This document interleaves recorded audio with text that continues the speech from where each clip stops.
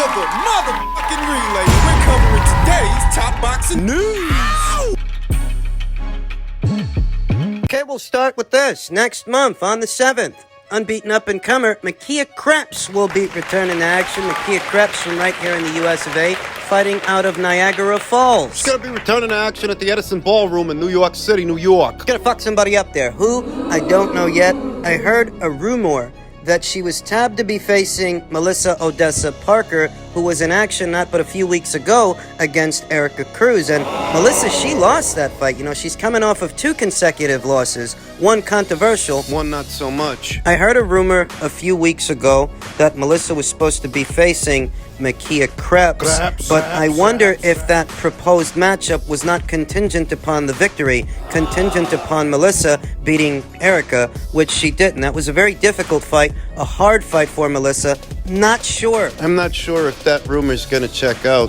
In any event, Makia sports an unblemished record of 6 wins with no losses, no draws, 3 knockouts. 27 years old, fighting out of Niagara Falls. She had a fight earlier this year, looked sharp. She fought 3 times last year, and she's already seen action once this year. Bit of a mystery, an enigma, as to where it is she's going to be campaigning moving forward, because 2 fights ago, she was down there at 118. Her very next fight, she was just north of featherweight, weighing in at about 128 pounds. That's actually super featherweight. From 118 past 122 and 126, weighing in at 128, that would have made Makia Kreps' last fight a super featherweight contest. Shit, 4 weight classes? Makia, being 27 years old, it's possible that 118 is not as manageable as it might have been a few months ago. I think her ideal weights would have to be 122, 126. She's not a big girl. Not a tall, long-rangey fighter. She doesn't have the biggest frame, but what is noticeable is she's got some meat on those bones. She is solid. Strong.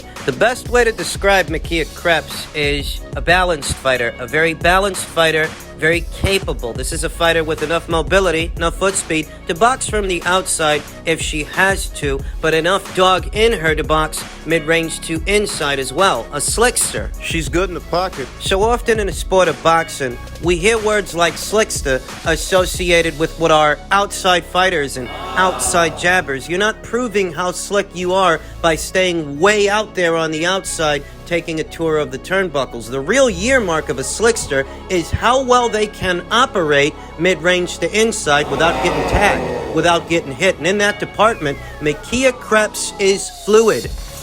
The concept of walking through the rain without getting wet. Stepping into the pocket whilst being responsible. Rolling and countering, slipping and countering, catching and countering. That's the year mark of a slick fighter. Think James Toney. Bernard Hopkins, Floyd Mayweather. He was pretty good in the pocket. Classic fighters like Nicolino Loche. The real year mark of a quote-unquote slick fighter isn't staying on the outside, way on the outside behind your jab. It's stepping mid-range to inside and still being defensible. Makia Kreps exhibits these qualities. Mid-range to inside, she's defensively responsible. Real slickster. With power, too. I like what I see in Makia Kreps, even if I don't really know where she's campaigning. There are a lot of opportunities for a fighter that can campaign anywhere in between 118 and 130 pounds. There are 4 champions at 118, 4 more at 122.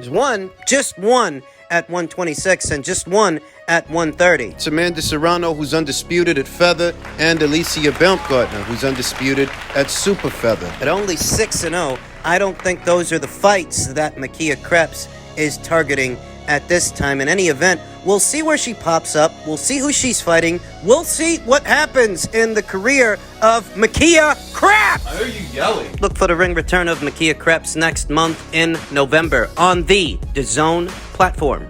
Men's super middleweight and junior middleweight news. Jermel Charlo says, I wish I would have gained more weight after the weigh-in. I should have come forward a little bit more. You think? I think that this fight is a prime example of how some individuals get settled into a certain way of thinking, which leads to gross oversights, and get used to hearing certain things repeated, adopt those concepts, which thereby lead to gross oversights. You often hear that Canelo has heavy feet. It's like walking on quicksand. You often hear that movement bothers him. It can. Though not just movement by itself. Canelo is a motherfucking beast, Charlo said in a complimentary way during his post-fight press conference. He's an ox, you know? Maybe I felt that more because of the fact that this was my first time at that weight. I wish I could have gained a little bit more weight in between from the weigh-in to the time of the fight, but I can't control my body. I can't.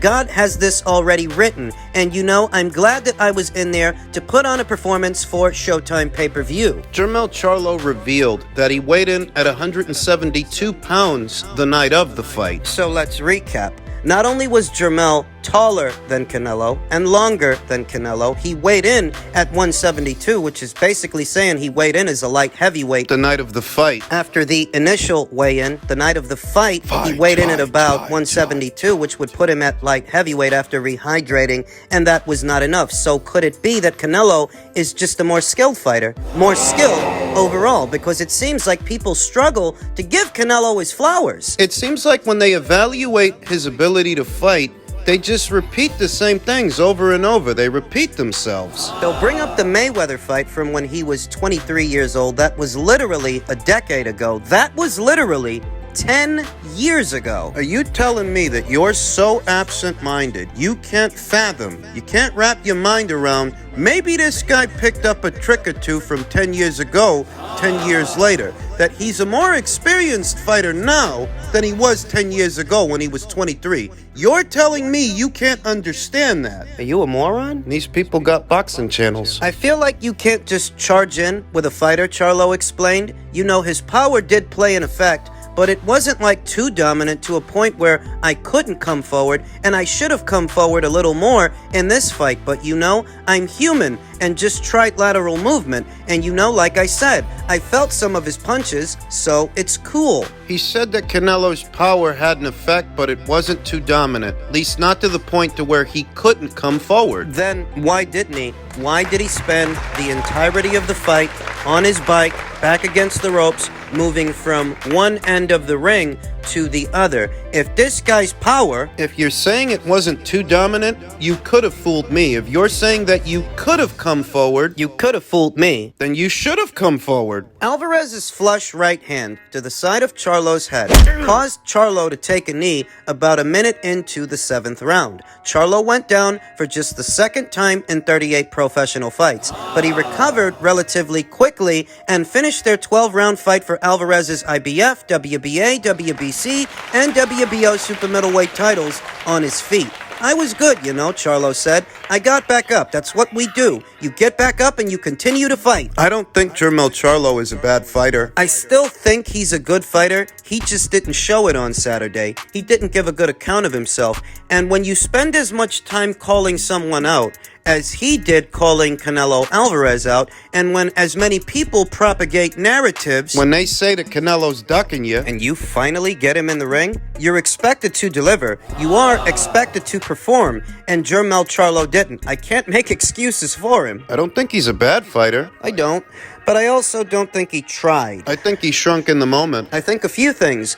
I think Jermell Charlo, like a lot of fighters, a lot of mouthy fighters, they underestimate Canelo Alvarez. Their fans do too. Even if Canelo Alvarez has quite literally faced better fighters than any of these fighters that they like to prop up. They consistently underestimate him. They underestimate the fighters that he's fought too. Just the other day, Leonard Ellerby was saying that Dimitri Bivol is not an elite level fighter. Drugs is he smoking? Jermell Charlo said, that was my first time feeling a woozy shot. I recovered really fast. Yeah, that was like my true first time, feeling, like a woozy shot, Charlo said. You know what I mean? Like, I'm the one always giving them, and so, yeah, I knew best. I watch boxing, been a part of it so long that if I would have just jumped out there, I'd have kind of embarrassed myself. So, shit could have been different, but I was smart enough to regroup, recover, and I recovered really fast. Probably could have stayed up or whatever, but I'd have just been fighting,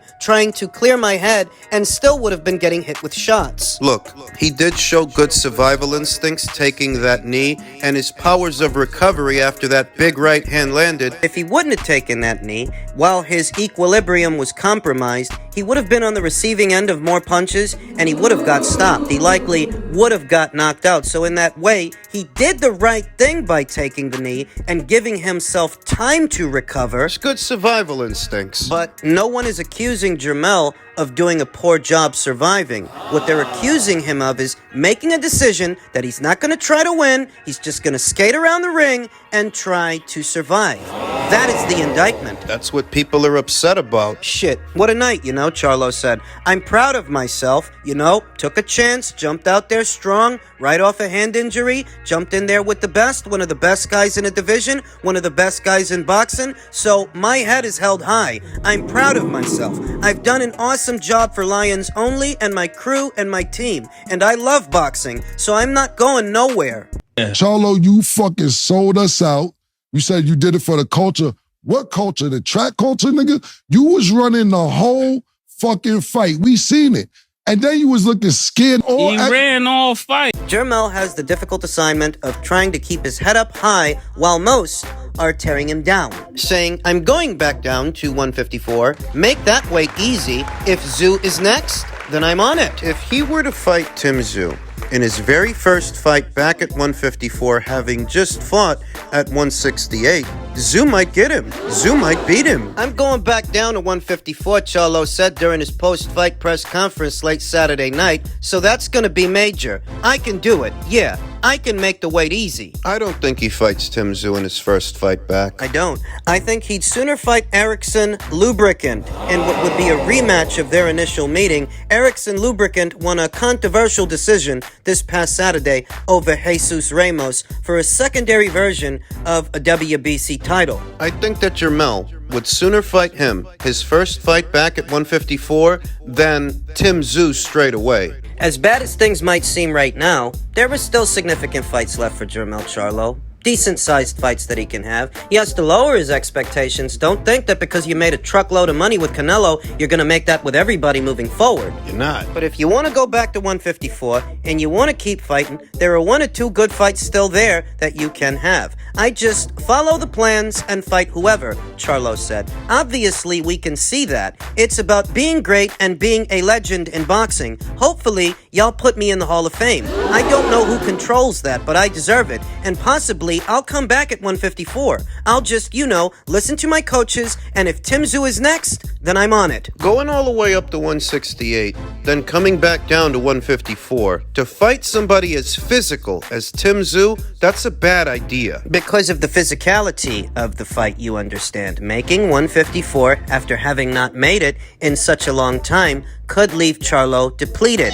and weakened. So if you're going to face a rough and tumble fighter that fights at a fast pace, who also happens to be a strong puncher, if that were Jermell's first fight at that weight, he'd lose. When asked if becoming undisputed at 154 again is important to him, Charlo replied, of course, but it's about, fighting the best fights and making the most money at this point in my life and career. So fighting, Brian Mendoza, Tszyu, who's got an Australian fan base, it's not just as satisfying to me sometimes, but like I said, I listen to my coaches, follow the plans of my management, and go from there. Fighting Tszyu in Australia would get a bigger crowd reaction than fighting him here in America, and it's not like the Americans are over the moon with what Jermell Charlo just showed them. They're not buzzing over his performance, so if it's about the scale of a fight, the size, and the financial value, it's a more valuable fight in Australia than it is here in America. Tszyu has a whole country behind him, whereas Jermell is being lambasted in his own. We'll see what he does. I'm not one of these guys that think you should have to throw the whole fighter away just because they lose a fight. However, to get back in the public's good graces, it's going to be a long road back for Jermell Charlo. He really has to put distance between himself and this past Saturday's fight. More pressing matters that affect not just Jermell Charlo, but the entire PBC stable. Per a tweet from Michael Benson, the PBC's contract with Showtime reportedly isn't being renewed, as has been heavily rumored. Al Heyman is now seeking to secure a new broadcast deal, according to veteran boxing scribe Dan Raphael. As we approach the year's end, these rumors about Showtime leaving boxing are becoming more and more prevalent, which will come as no surprise to you if you've been with the channel the last couple of months or the last couple of years. I told you this might happen. And we've already covered the story from several angles. The question now is, what does Al Heyman have that a new broadcast partner might want? So much of the PBC's stable of fighters, they're not ticket sellers, you know. The vast majority of these guys, they don't sell tickets. So unless you want to operate at a loss, what exactly do these people have that a new broadcaster might want?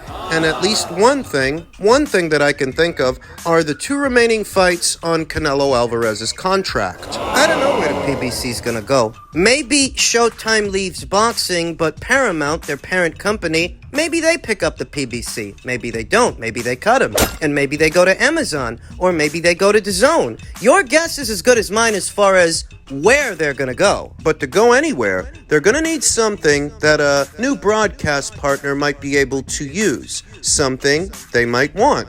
There are 2 fights left on Canelo Alvarez's 3-fight deal with the PBC. We don't know exactly when Showtime is going to be leaving boxing, when exactly. As rumors indicate, they may still be in the sport next year, and it's after that they're calling it quits. That's what the rumor states, though if we are to appraise, what if anything does the PBC have that is of any value? You've got 2 more fights with Canelo, and you've got Gervonta Davis. Errol Spence, depending on how you match him, whether it's a Crawford rematch, which I don't think would sell more than the first fight did. Restarting his career might be worth something. I don't know how much, nothing major, but something. I feel like these 3 or 4 names are the most that the PBC has to offer a potential broadcast partner in order to enter into a deal with them. Myself, as a consumer, I feel consolidation would actually be beneficial. I feel like if the PBC were to, hypothetically,